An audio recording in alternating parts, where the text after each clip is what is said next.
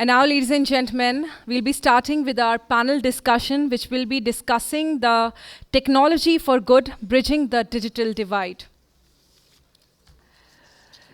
For which I would like to invite our esteemed panel members, Mr. Sujoy Roy, Senior Engineering Manager, Platform Engineering, Solventum. Can we have a huge round of applause, ladies and gentlemen? Mr. Sujoy is a technology leader with 20 years of experience driving innovation, operational excellence, and business growth across global organizations. Now, please help me invite with a round of applause Mr. Rajnish Virmani, Managing Director, Positive Momentum, India. Let's make a huge round of applause, ladies and gentlemen. A louder one, come on.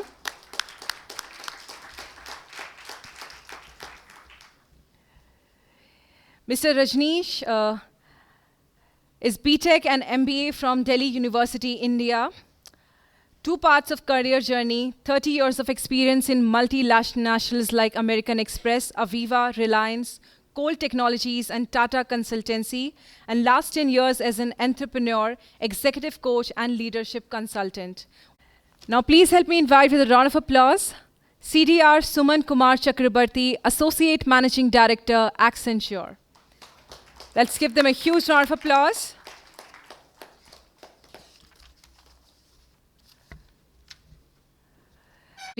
And top icons in Indian IT 2024. An ACE Award winner in 2025. Ladies and gentlemen, once again, a huge round of applause for CDR Suman Kumar Chakraborty.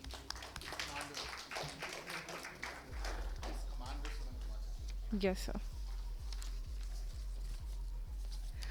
Now, please help me invite with a round of applause Mr. Nishant Sapra, founder, The Dreamer Designs. Let's give them a huge round of applause, ladies and gentlemen. Mr. Nishant Sapra is the founder of The Dreamer Designs, a creative designer studio that empowers brands with impactful visual experiences. With over 20 years of experience, Mr. Nishant is also a passionate child welfare activist and the visionary behind Sapne, a non-profit organization supporting adoption and education. Well, that calls for a round of applause, ladies and gentlemen. Now, please help me invite Ms. Anuradha Mudgal, Global Lead IT PMO, Randstad Digital. Let's make a huge round of applause. Ms. Anuradha is a dynamic leader with expertise in driving digital transformation and business growth through technology. And now I would like to invite our moderator for this session, Mr. Ranjeeth, partner, Ernst and Young LLP. Let's give them a huge round of applause. Mr. Ranjeeth is a seasoned technology leader with over 20 years of experience, specializing in cyber forensics, e-discovery, data analytics, and data production. Sir, I would like to request you to lead the conversation for us.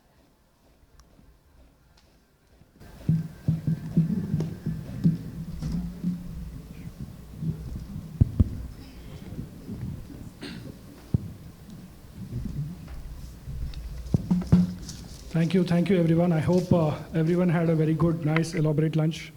Hope you don't fall asleep during this session because I'm sure you'll hear a lot of examples from our panelists here. I think I was exchanging notes with some of them and quite interesting experiences. I got to learn a lot, so I'm sure you all will as well. So again, I think it's a very interesting topic, very broad, so we'll try and keep it crisp. As you can see, I think the topic is technology for good, bridging the digital divide. And interestingly, I was looking at some statistics. While in today's world, we all are digitally connected. However, globally, we still have roughly about 2.5 billion people who don't have access to internet, right? We are living in the age of AI, and there is still this big chunk of population which doesn't have access to internet. While when you look at it broadly, I think internet is one of the means. However, it's not just internet, right? When you look at access to education, healthcare, financial services, all of this add to the lack of not having access to digital stuff, right? So I think it's a very interesting topic, and love to have views from everyone. Why don't I start with you, Sujoy, in terms of what you are seeing as part of this landscape. Yeah, thank you so much for inviting me for this panel. And as you know, the topic is technology for good. But the question should be technology for good for whom? That is the main question when you're discussing about this. So the idea here is you build something. When you talk about technology, you're building something which is accessible, which is affordable, and which can be used by everyone. It's not about for some privileged few that we think about it. So here when we talk about bridging the digital divide, that is where we say that whenever any corporations, governments, or any kind of your, I would say, communities work on technologies, it has to be something that is inclusive. Inclusion factor should be something that is thought about, that should be placed as center. The human experience should be placed as center and then move forward. The idea here is that today, as you said, it's a very broad topic and a lot of people don't have access to things. If you talk about the technology thing, there are a lot of things that has happened even in our country. Like if you have seen, every one of us would have faced this during pandemic where we got our own vaccines, Covaxin or Covishield. But when you compare with developed countries like America, we had digital certificates where they had things written on paper. It was very easy for us to travel with those certificates and get validated that we were vaccinated.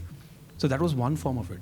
The other thing, if you're talking about it, is when you build any kind of technologies, you have to make sure that it is built not only for a class of people, but for the entire community. And when I say this, a prime example, we had UPI.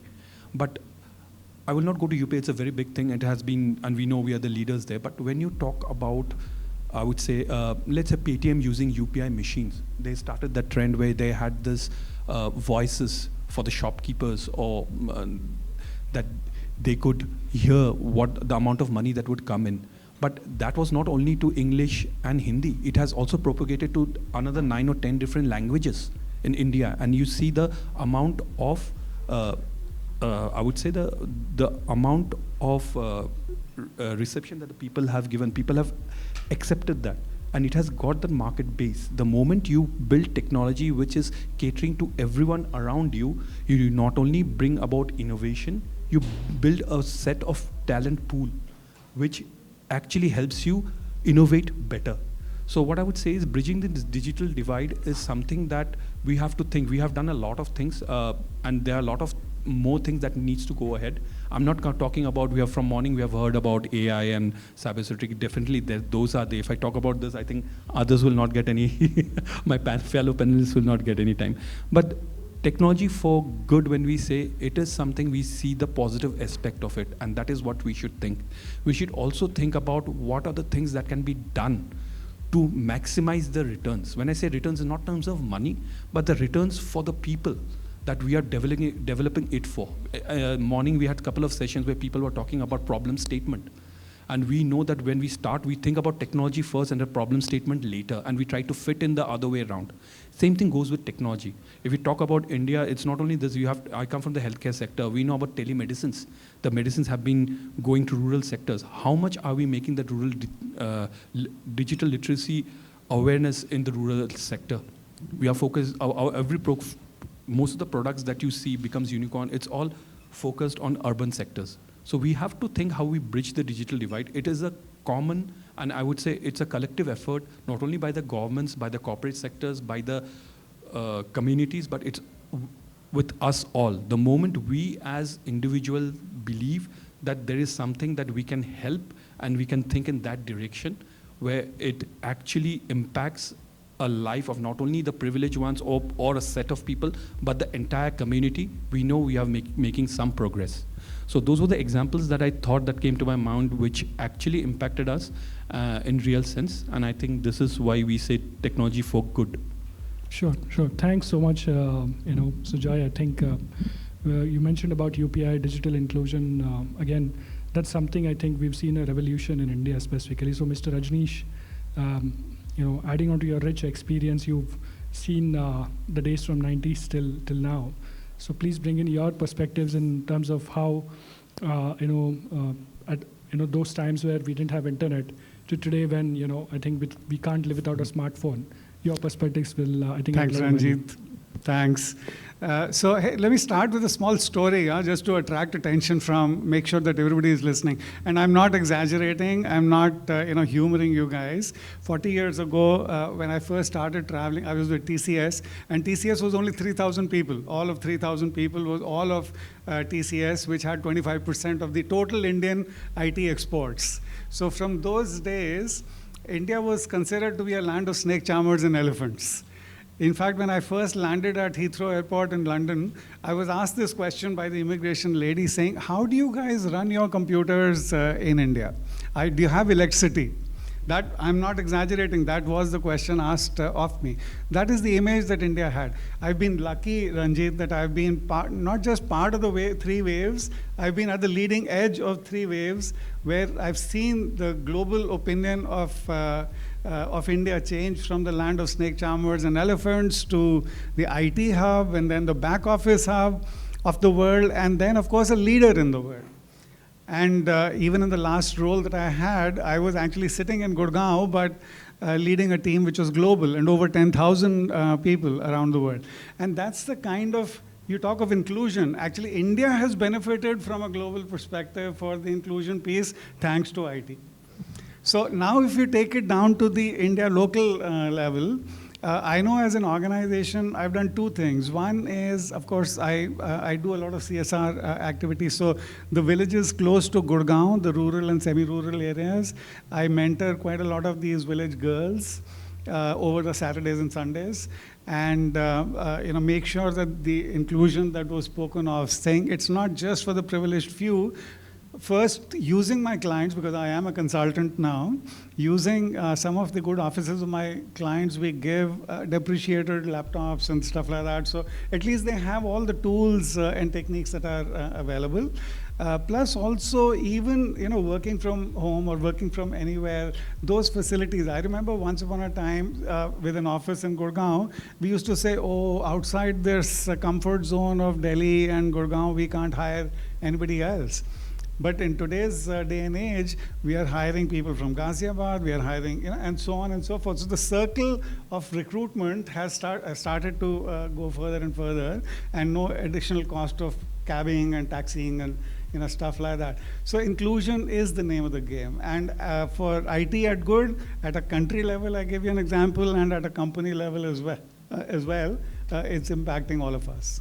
Great. I think, again, very rich experiences you've had. I think very interesting stories. So moving on to Commander Suman, privileged to have you. Again, we were exchanging notes. I think he has some rich experiences which he was sharing. I think when it comes to inclusion, again, I know that there's a lot that has happened from the government side. Some perspective you want to add from the government side since you've been there, and then obviously how you're seeing the spend that we are seeing today in technology. Specifically, we all know it's AI. I think there's a lot of spend that's happening. So how do you see the sort of shift from when adopting technology today, and now we are spending to sort of see the next wave of revolution? Your perspectives, please. Thanks for, and it's very humbling to be along with you. So what, 25 years, yes, but primarily in both, I've been in the defense as well as now in the civil street. To answer you, what are the imperatives which our government primarily is focusing, is how it's built up. In the sense, all of us have had that analogy of the cart and the horse, right? So with data and AI, it's always been that. What comes first, the horse or the cart? And precariously so, this government has put the horse before the cart very well. Why I say that? Because I've alluded to all what you have heard since morning, and now the DPI, or the digital public infrastructure, is in place. And therefore, the kind of, I would say, the ease of use and the adoption we have seen with UPI and Aadhaar, so the technology for good is already there for you to see. What we are going towards is an AI for good from there. And now we have the AI mission, which is committing 1.2 billion in the next 5 years. We talk about 18 plus 14, that's the number which Ashwin gave to all of us, 32,000 GPUs available to the AI mission.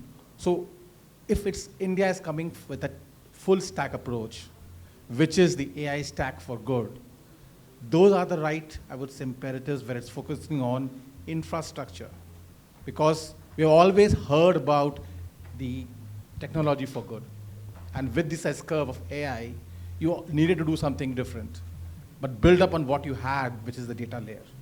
So those are things I see personally, and there are very many examples. There's an AI for Bharat, which IIT Madras drives. There are many names from there. So there are things which is not about like what my colleague was saying, snake charmers to the day of today, where you are driving, and we're driving through whom? Through the people who matter most, a public-private, I would say, partnership. And these things which the government is showing to do at the data layer by having a DPI in place, having the infrastructure, the least things which today are available is GPUs. If we don't have them, how will parallel processing happen? If that doesn't happen, how will AI happen? So we are getting to the basics of fixing them right at the infrastructure so that we build up an India stack, which all of you heard. And I'll leave this topic by saying, heard very closely, all of you must have, in Davos, when our Prime Minister spoke about AI for all. He gave a very different connotation of sustainable AI. He said AI can only be sustainable if it's affordable. So technology for good, one connotation can be an AI for good, but is it affordable enough and trustworthy enough? So those are the things which I see for sure. Not only we are speaking, there is intent first, content will follow, but we see the intent of this government. Sure, I think again, interesting examples. So we're talking about affordability. Obviously, that's something that will drive a lot of accessibility as well to a lot of common people in terms of accessing technology. So Nishant, if you can add your perspectives in terms of how accessibility has happened over the years in terms of accessing technology, and more from a designer perspective, since you come from the background, I think it'll benefit us. Hi. So I'll start with the story. It was 1994, and outside our house, I was a very little kid then, there was a tent, and there was a celebration. My father's, some partners were coming, some relatives were coming. There was no festival, it was no birthday. It was, what they were celebrating was, and it's a real story, we got a printer. And back then, it was 1 lakh rupee printer, Delhi's probably first few printers, and everyone was excited about it. But today, you can blink it at 10 rupees and you can have a printout at your home. What I'm trying to tell here is technology is much more accessible today. It's not something that you have to be running after. Imagine one scenario when talking about AI, and every one of us have used ChatGPT or AI in some sense. Imagine if AI was only available to privileged few, only the big fours had the AI. How would you feel? You will feel kind of, unfair. If I had this technology with me, probably I would have changed the world. But now let's reverse engineer it and see it this way. We all have it now, and at quite affordable. Like we have it in our phones. Some models are for free as well. So are we utilizing it for the good? Are we actually able to do it for good? For example, let's say there's a person who wants to run a social campaign. Earlier, they had to hire a copywriter, probably a designer to get their posters done, and then a printer, go to the printer. Now they can do it, all of it, by their own selves, and create the impact and focus on creating the impact. Rest, everything is taken care of. So I think that's where accessibility has come into picture. The design has been democratized. All the creative aspects has been democratized to the level where you can actually go and do the thing that you want to do and not be held by the technology. So I think that has changed with the time, and accessibility has brought into the picture that way. Very interesting example you shared. Made me go back to think when it was the first time I started using a printer, obviously, and more from a design perspective as well, right? I think today it's so easy to get 3D printing. All of that has become so accessible, and I think people are using it in lot of stuff. So moving on to you, Anuradha, I think I think, again, the idea still remains in terms of how is India poised to, sort of deliver on its promise for AI for all? If you can add your perspectives, please. Hello everyone, myself Anuradha Mudgal, and I'm a digital transformation expert. So basically I do work into the IT PMO, where I work with all kind of level of people. Either they are the CIO, CTO, MD, engineer team, or the people who are working in the middle of management, customer management, stakeholder management. So I talk about AI. AI, people are taking in a very wrong manner. Sometimes people get scared because we have to make them understand that whatever the initiative we are taking, it is good for them. So the thing which we are talking about India, how we are going to take it. So India has to be focused on the language level, education level, and the classification of the understanding of the people. Just an example, at a home, your child is not going to understand the language of the people who are elder than around 30 years or 40 years, because their thinking level is different. And the people or the child who is about 5 years old or lower that age also, they have a different level of understanding languages. The same manner, the people who are sitting in the room, we are educated, we are very professional, we are technical people, but who are outside the room, who are the vendors, who are running their businesses, they do not understand the technologies. But simplest way, what is the simplest way? Being a PMO in my organization, I make the people understand what is the communication way we are following. So I generally follow the way, if I'm not able to make to understand by the words, I can go to visualization, right? So there is n number of the strategy we follow. The same way, the government should also take the initiative to make them understand the AI. In that manner, the basic people understand it, right? Then there's another example. In the COVID, we were into the very dangerous situations.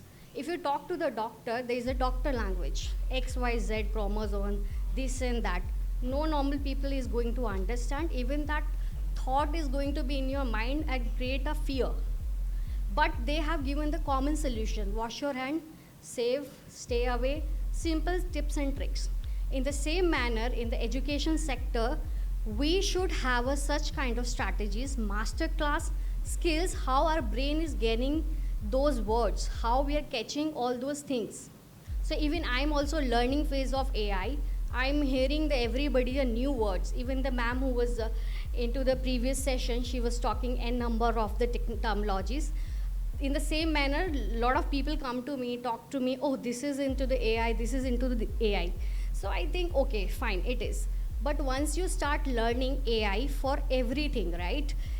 If I talk about AI in different manners, education, there is a different way of implementation. Manufacturing, it is a different way of implementation.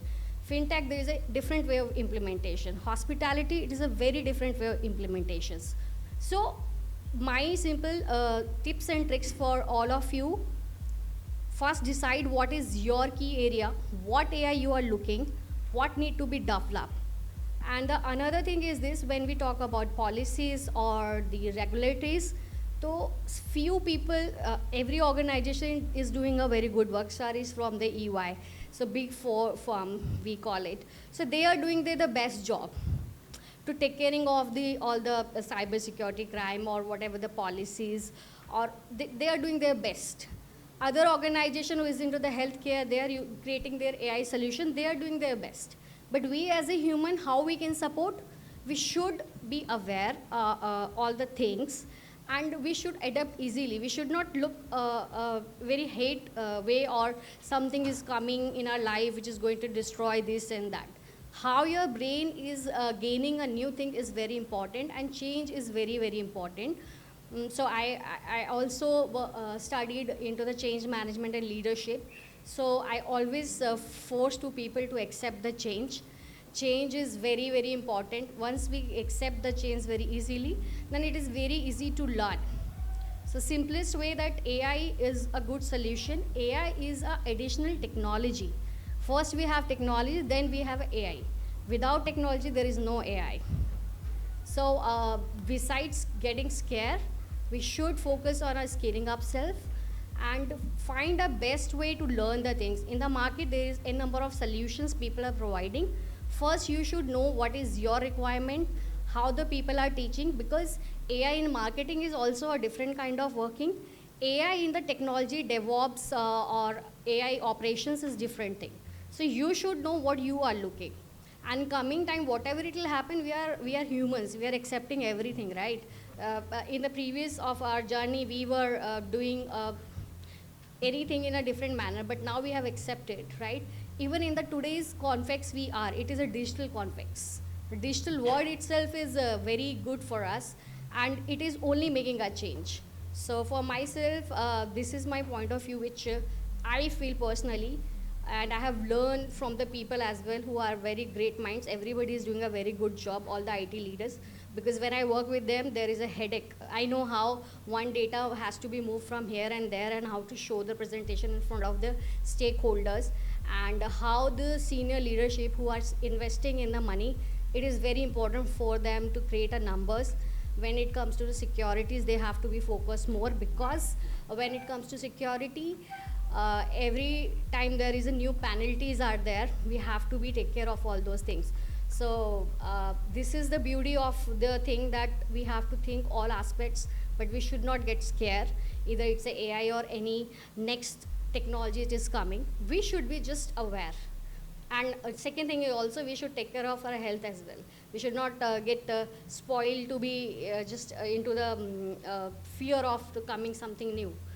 If we are alive, we are able to accept the AI. Otherwise, AI is only going to take care of us. Very interesting. I think few key takeaways, and I think you nicely summarized it. Simplicity, I think, is the way to go.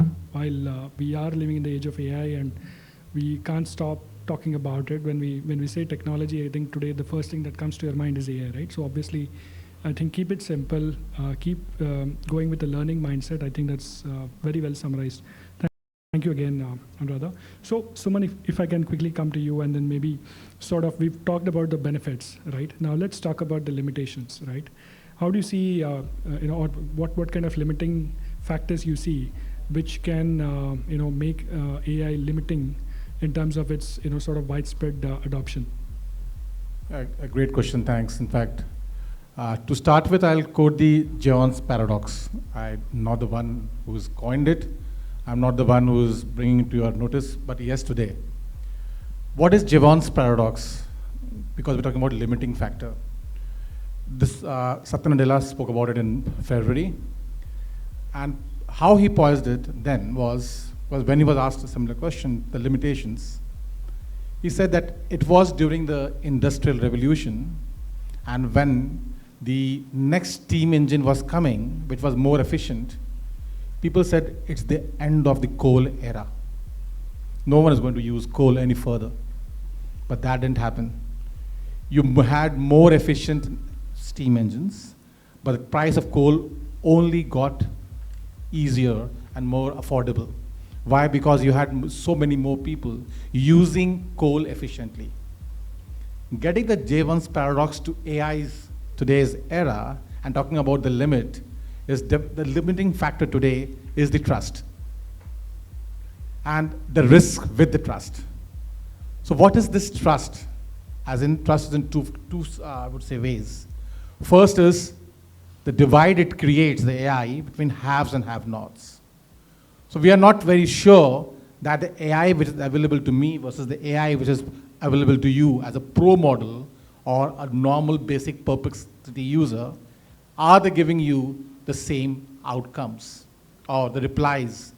That means the trust, that can I trust the AI, is limiting for me to use. Another thing associated with this is the bias, right? We have heard about when AI struck us, 30th November 2022, ChatGPT movement happened. Along with it came two elephants in the room: bias and hallucination. So this trust on AI, which is limiting today for its crossing the chasm of adoption, is also this bias and hallucination. Because you always think publicly available models will have no more hallucinations. GPT-5 came in and now says 80% hallucinations taken care of. That means you will have to have the next model to be taking care of the hallucination. So those are the things which I see the limiting today, taking a cue out of the Jevons paradox. If AI has to go the steam engine way, which again, Sundar Pichai says so, but it has to cross this chasm of trust, which is accessibility first, but more importantly, it can be accessible, but is it free of hallucinations? And how does that happen? That happens, for a leading question maybe, how does it happen? We all heard about the open source solutions. We all heard about responsible and ethical AI. But at what level? Who does that for you? So those are the things which I see is limiting AI today is trust and the risk which comes with it. Great. Again, I think one important factor is I think technology is something which is there for us to augment, not to sort of replace. And I think that's where the intelligence factor also, I was just thinking through while you were putting across your points. So I think simple things, right? Earlier, we used to remember the phone numbers by ourselves. Once we started using smartphones, today we don't even remember phone numbers of some of our friends and colleagues. It's a simple example, right, where our intelligence has got the better through technology. And I think we should not fall in the same trap of using AI, where we are just going to AI for every small research or activity that you want to do. That's something I thought maybe it's important. So, sir, from your obviously experience, I think what one change is it policy, mindset, or maybe investment is important for us to take the next big leap, whether it is technology, AI, or digital inclusion. So being a consultant now and being a coach, I believe it is mindset, because unless you can control only thoughts, words, and action. If your thoughts don't change, your words and action will never change.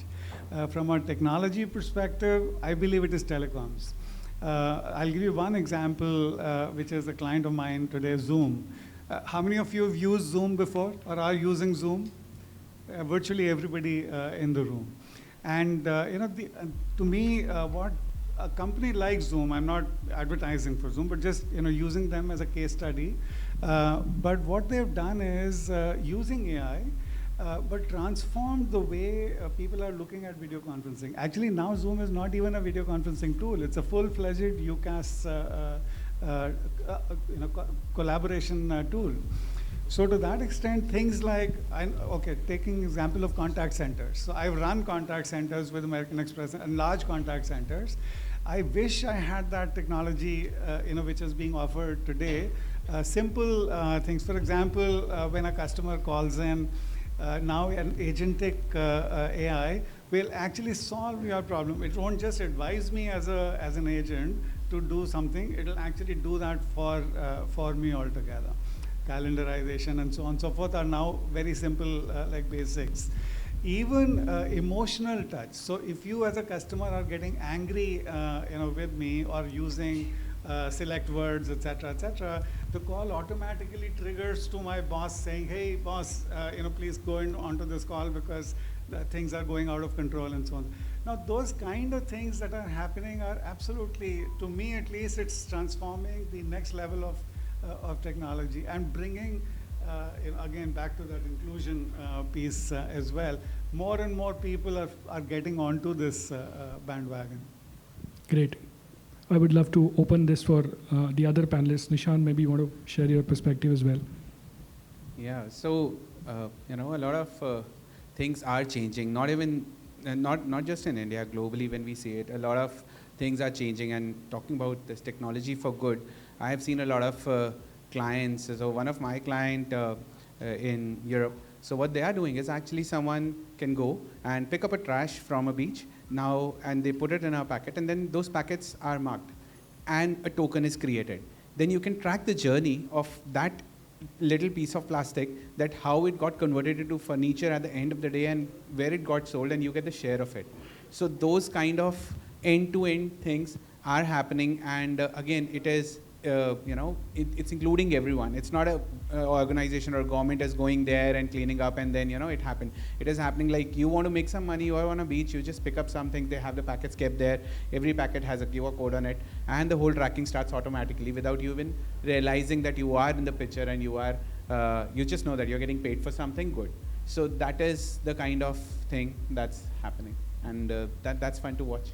Oh, absolutely. I think, again, very interesting example. Anuradha, anything you want to share from your side? I mean, same. I agree with all of them that we really need to be focused on change at global level.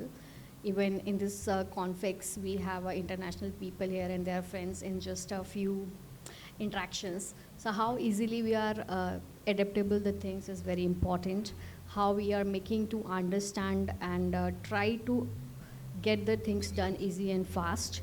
AI is helping for the same, to providing the solution at the fastest level, because it is a requirement on the data. And now the data is, while I was sitting there and I was listening a lot about data, so I was thinking how important is data. It is sometimes it's more than, nowadays I think it's more than important than the gold. People are very scared, curious to know about the data. So I started my journey into the database management in the Oracle. So I used to play with that.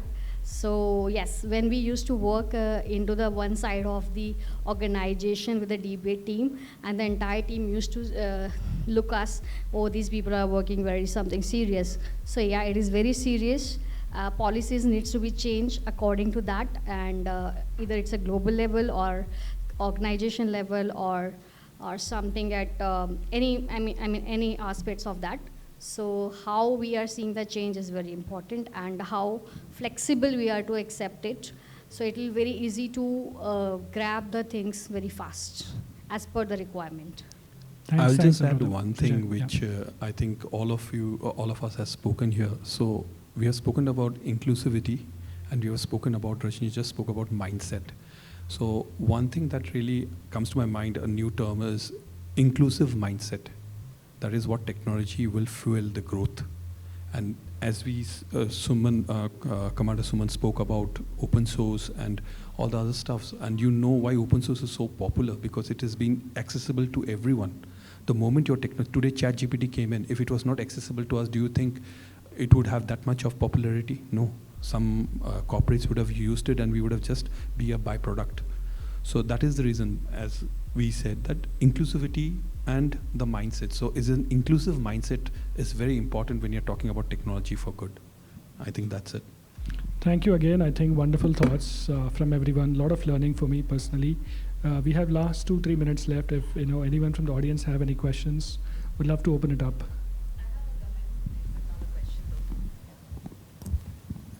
No, thank you so very much. Just thought of, see, there were a lot of interesting points that you all talked about, right? I thought I'll just give a reflect back to all of us here. See, again, this statement, if you go back, right, technology for good. So first of all, and it was discussed in the morning as well, right? Technology is not the first thing first, by the way, right? It's all about any transformation that we talk about, it's always people, process, and technology. Right? So the very fundamental thing that we all need to ask ourselves, what are we doing, why we're doing, and for whom are we doing this, and what is the value it's going to bring at the end of the day. So for all of us who comes from a technology background in the IT, non-IT organization and whatsoever, we need to understand what is this new technology going to bring in my overall process, business process functioning, right? So once I have an understanding of what is my as-is process, what is the entire ecosystem, and where this tool need to bring in, right, and what value this tool will bring in for us. So again, I just want to mention, we were having an offline conversation with you, Mr. Suman, and very interesting thing that you said, which I thought I should mention. Almost every one of us talk about, right, bring human in loop, and he actually ended up saying, hey, bring AI in loop, which is beautiful statement. AI, we have to, again, going back to what I just said, figure out what is your entire process, right, how your company does the business. In that process, inject this new tool called AI, and then you will see what impact it will make. And then it will be technology used for purpose and for right things. Yeah, with that, I'll pause. Thanks. Thank you. Yeah, thanks for bringing that up. In fact, I was waiting for a queue to bring it in, and the time we have, we couldn't bring in. So I would just add a couple of things to that. like you said, knowing the as-is is very, very important. But as we are moving, and even so with the technology evolving the way it is, with generative AI, now agentic AI, what we have solved for is no more the numbers or the language which generative AI did. With agentic AI, we are solving for actions. And when we solve for actions, that AI in the loop is the closed loop it will make. As in, you always had these sustainable development goals, 17 of them, from a long time. And you had 17 of them being called out, poverty being one, 3 is for health, 13 for climate change. But with this action in the room now, with AI agents and how technology is, you can close the loop of call to action. How to do a sustainable development goal of poverty and education using AI. There are things happening abroad and everywhere. People are pledging AI in education. People are pledging AI in SDGs. So that's the AI in the loop. And to the point is that it was human who made the as-is. And when you go from the as-is to the to-be state with the human and agents, you need the AI in the loop going forward, not human in the loop. Human is here to stay. Thank you again. I'd like to add one example here, very short one. So last year, we all witnessed Olympics were there, and after that, there was Paralympics.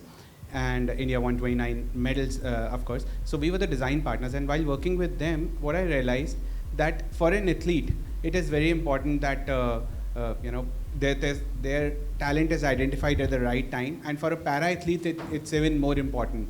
So when we are talking about the purpose and then bringing technology in between, I think there are a few places where we really need to focus, which at end of the day matters more than other places. So a normal athlete will have time to, talent hunts happening. For a para-athlete, it's only few years because their conditions might change again. And sadly enough, to identify which category they can play in can take years. And in India, there are officially just one classifier who classifies which category they'll play in. What we are trying to build in, and what AI now is coming in, that just by observing the player, their identification can be done in minutes, not in years, not in months, and they can actually compete and qualify for which sport they can play in and in which category. So I think these kind of use cases is what makes technology for good really happen in today's time, where we have a new genie in the house who can solve problems that were earlier quite hard to solve and needed human intervention. Thank you again. I think wonderful thoughts. Again, thanks everyone for the great panel. I think one question can we take?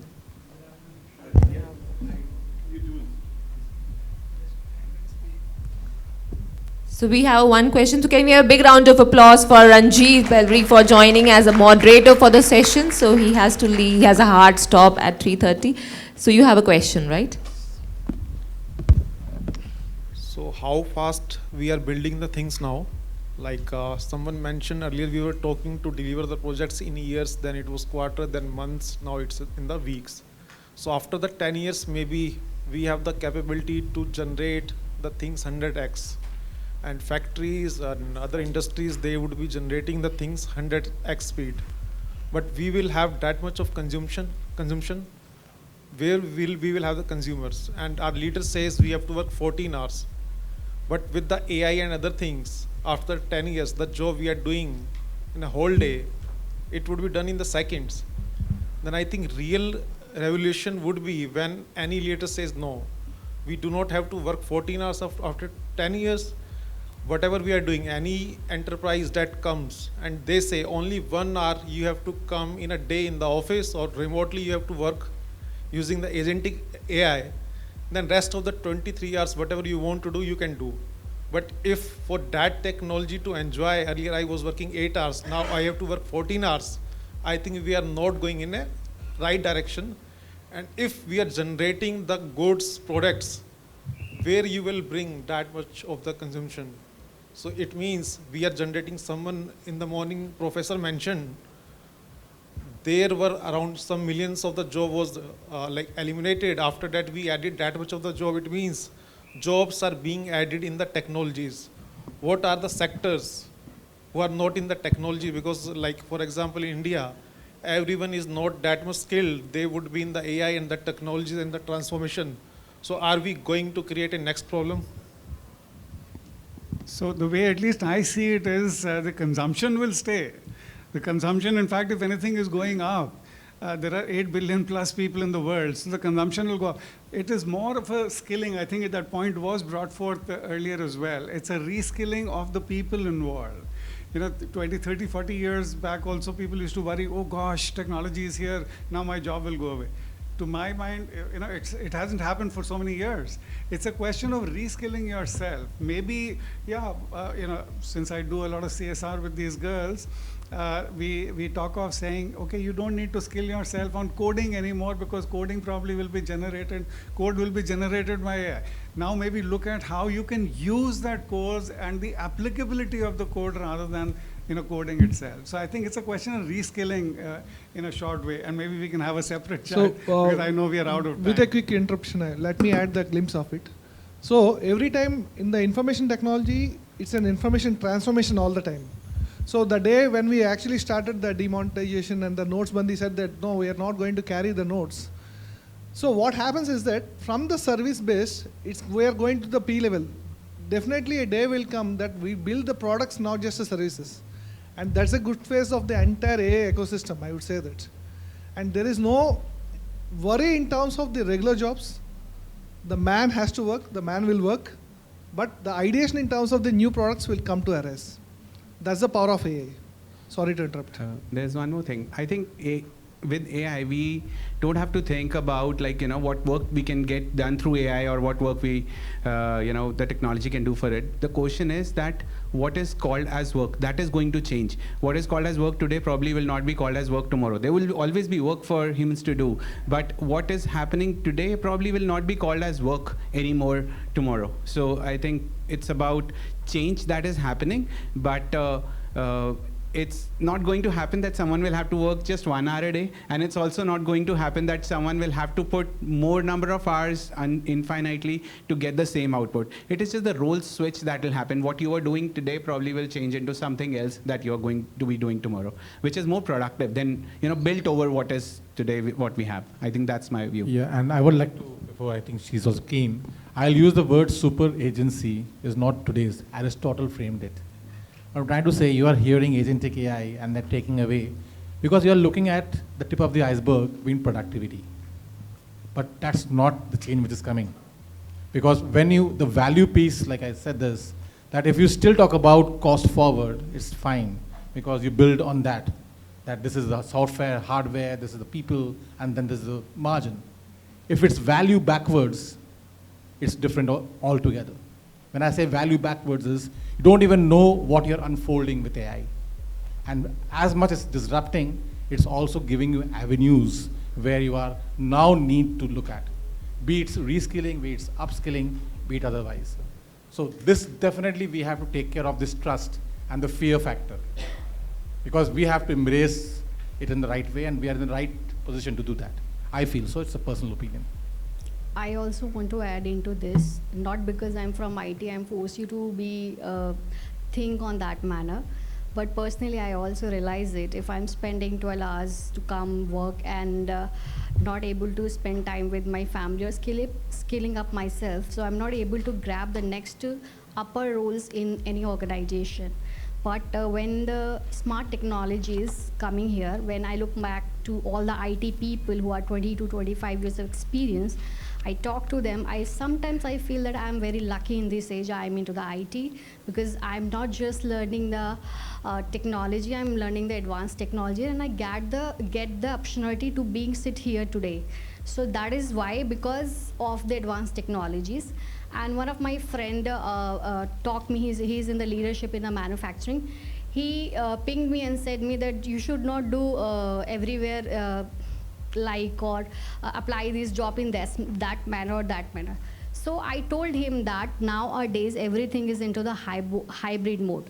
So how beautiful it is, the one project is running, it is the financial projects or your IT team is there, and somebody who is at a CA level and he is also aware of the technologies, then the output of the work will be very smart.